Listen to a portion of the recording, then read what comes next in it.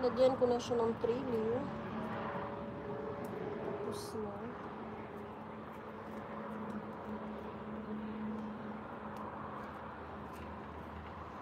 Ouch. Murakog na. Uy. Ay, gatay. Gatay talaga. 14 billion viewers. Shout out. So, may radish tayo at saka ampalaya. So, kailangan lang ang mga damo. Tanggalan ng mga grass.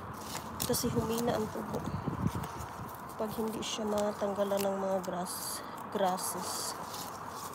Kamayan lang without gloves. It's easy. Ayan.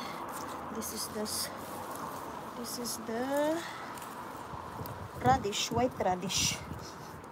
It's for the soup. White radish. Okay. Ayan, 22 million viewers. Shout out. So, last night, tapos na silang maligo sa last night. Kada gabi siya diligan. Ayan, madalian. Because we're still busy. Bawal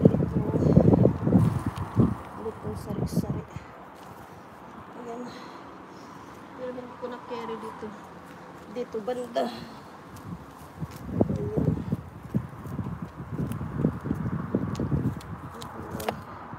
Ayan, na ba? Ang buhok. Ayan, tapos na siya. So, magdahan-dahan ka because you might step. Then, you need to be careful. All of them are green.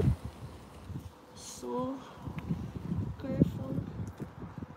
And help them to... Oh, I need a trailer for this one. Ayan. I need trailer. This one, turuan mo siya, okay?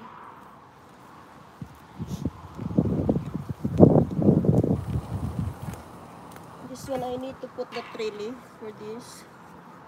Kasi nga,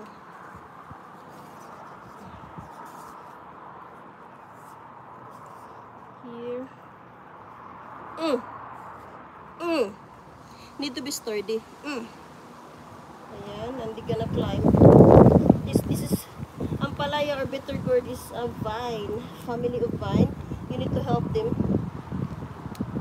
climb up to the tree or to the stick, and then when they're growing longer, that's the time I put the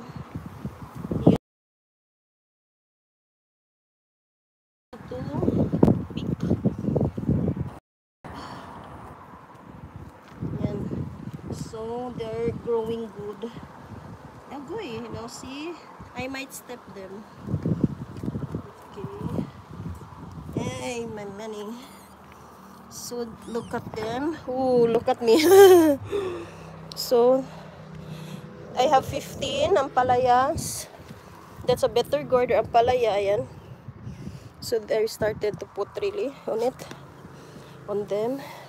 Radish, and I have this one soloist cherry. No, it's a what's this? Apple. No, my God, apple. Strawberry. But they're still surviving. Survivor ako. Ayan. So need to clean up by hands only. Lain sa kay tiilo na to.